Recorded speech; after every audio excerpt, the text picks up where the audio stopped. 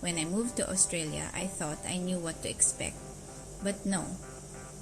Something shocked me to my core. From the way people dress to how drivers actually follow rules, let me share some of the biggest culture shocks I've experienced as a Filipina living in Australia. Guys, I was so shocked when I moved to Australia. People here are so chill about everything, except being late for work. In the Philippines, we have Pinoy Time.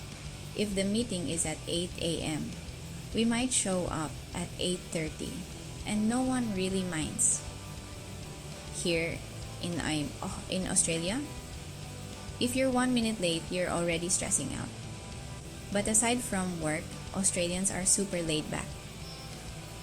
They have this carefree attitude that took me a while to get used to. Let me tell you all about it.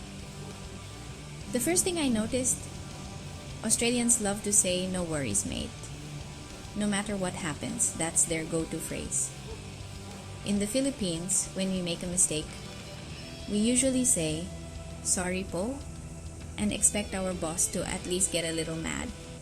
Here, no worries mate, and that's it. No drama, no stress.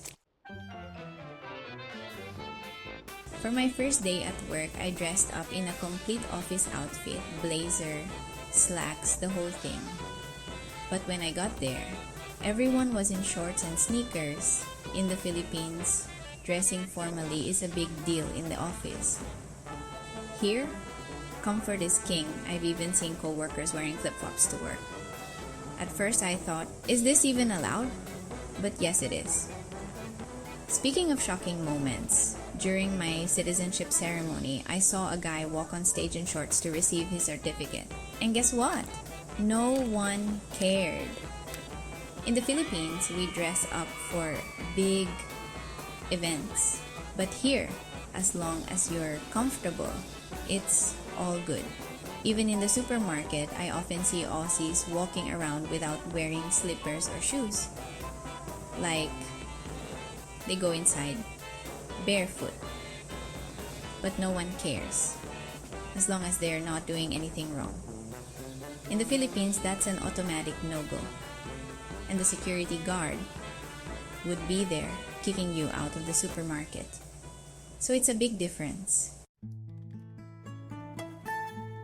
In the Philippines, working overtime is normal. Even weekends are sometimes used for work.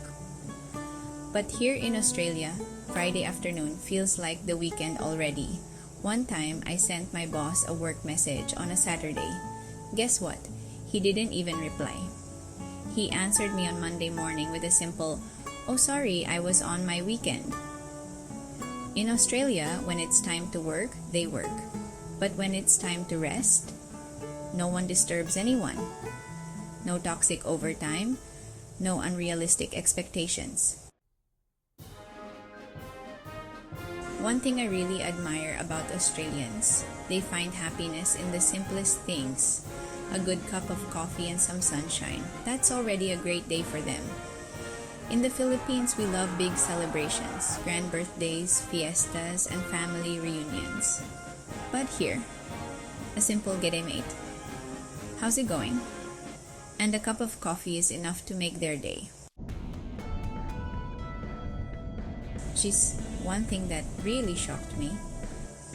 Here, cars stop at pedestrian lanes, even when there's no one crossing. I mean, that's great.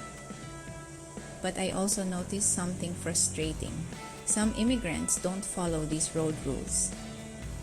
The laws here in Australia are very strict. If you get caught breaking the rules, you're in for huge penalties. You could lose your license for months, even years, depending on how serious the offense is. You might even end up in court or prison. And trust me, you don't want that.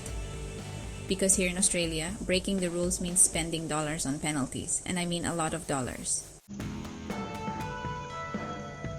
At first, this was all so strange to me. I was so used to Filipino hustle culture, always rushing, always working, always on the go. But now, I've learned that sometimes it's okay to just be chill.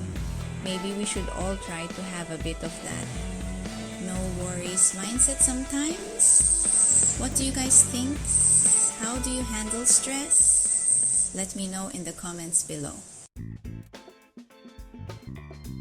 If you enjoyed this video, don't forget to like, share, and subscribe.